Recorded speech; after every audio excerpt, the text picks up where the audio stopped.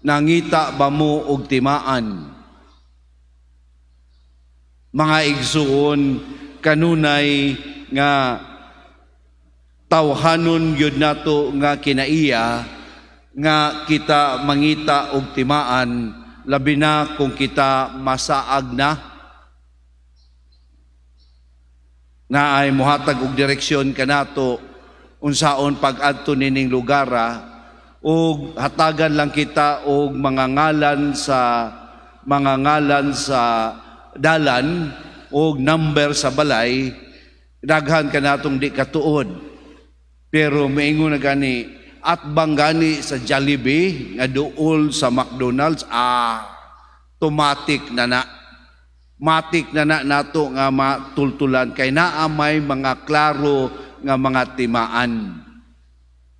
Diha sa atong pag-aninaw kanunay, diha sa bukasyon, diha sa atong pagtanaw kanunay kung ang atong mga bukasyon nahaum pa ba nato pagpuyo diha sa Ginoo, kita usahay mangita og timaan. Timaan nga makita nato nga makaingon nga extraordinary nga mga timaan aron kita makapuyo gayud sa atong bukasyon. Apan kung atong lantawon mga igsuon, sa atong pagpangita og mga extraordinary nga mga timaan, dili na no nato makit-an ang mga ordinaryong timaan nga gihatag sa Dios kanato matag karon og unya. Kay ngano nangita man tas dinagko, mao na nga di natakita sa ginagmay nga timaan nga makanunayon nga naa kanatong tanan. Makanunayon nga naa sa atong pagpuyo adlaw-adlaw. Busa kini siguro ang atong pamalandungan. Dili siguro nga maingon kita nga sama kita kadautan nga di makakita sa timaan sa pagkaanaan ni Jesus. Kay lagi nangita og timaan ang mga katawhan sa panahon ni Jesus, ug usara ka timaan kanunay ang ilang mailhan, milagro.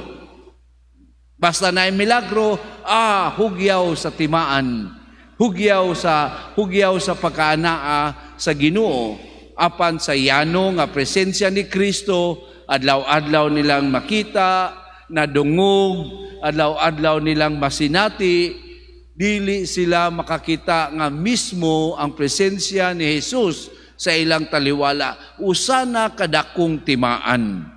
So ang isyu mga igsoon, dili sa Ginoo kung naghatag ba siya og timaan ug wala, kundili ang isyu diha pa sa atong kaugalingon kung naa ba kitay special eye of faith to see ordinary things of God's presence in an extraordinary way.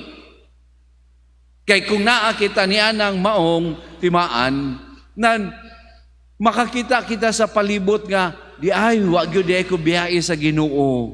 Di ay, no, nagtawag yun ang Ginoo kanako sa maong bukasyon. Di ay, dili sulagma ning akong bukasyon. Salamat sa Dios. Kay kung di na nato makita ang timaan, mga igsoon, sige na tag bagut-but mahitungod sa atong bukasyon. Ay, kakapoy ba ning pagkapari? Oy, sige lang tag misa. Ay, kadaghay trabaho sa parokya. Oy, ay, kadaghay meeting. Oy, ay, kadaghay problema. Oy, makita ang mga negatibo, ang mga kalisdanan, makita ang presensya ni Kristo. Sa mausab, diya sa pamilya. So, ganun nagminyo pamangko, uy. Ganun kini pamangyong tawhana akong giminyuan, uy. Sus, kining akong mga anak, may pang-iro, kay mutuo pa sa amo. Kini akong mga anak, gahi og ulo. Ay, kakapoy ning mag-Madrid, ay, uy. Sige na ta, og reklamo. Kay murag daw diha sa bukasyon, biniyaan kita ni Kristo. Pero dili, uy. Dili yun. Kay kung atong lantawon uban sa atong mata sa pagtuo, salamat sa Dios. Tinuod na problema, tinuod na kakapoy, tinuod na mga sakripisyo. Pero Wa ka nating nga nalampasan nimo ang mga sakripisyo, mga pag-antos, mga kalisod karong adlaw, nakaabot ka og sunod adlaw.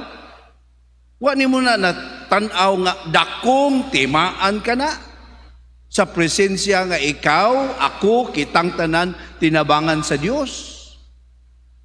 Muna mga kaigsunan nga diha mismo sa pag-aninaw o pagpuyo sa atong bukasyon, diha nato makita nga ang Dios kanunay nag-uban ka nato ug wa kita biyai, ug wa kita nagkamali sa atong desisyon. Kay kung ang usa ka minyo maghunahuna na kanunay nga gikapoy na siya nga murag mali man siguro ning akong desisyon, mag-entertain na, magbuwag na lang siguro mi. May unta ang Pilipinas na anay divorce oy para mapulihan na nako ni. Kay lagi wa nakita-kita sa timaan. Nan pag-abot sa katapusan, tama gyud ang ingon ni Jesus. Mubangon ka nato ang taga Nineve, mubangon ka nato ang rayna sa habagatan aron paghusga ka nato.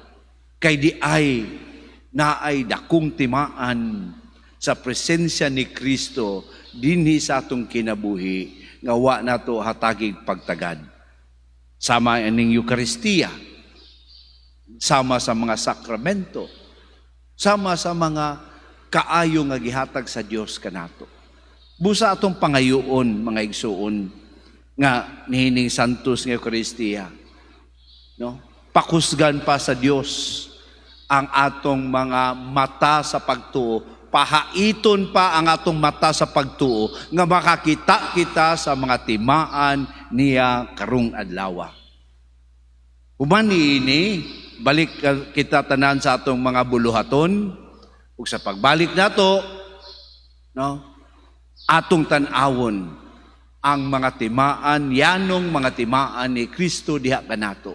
Ug unyang gabi una ta matulog, ato daw aninawon, asa man ako nakita karon ang presensya ni Kristo sa akong kinabuhi.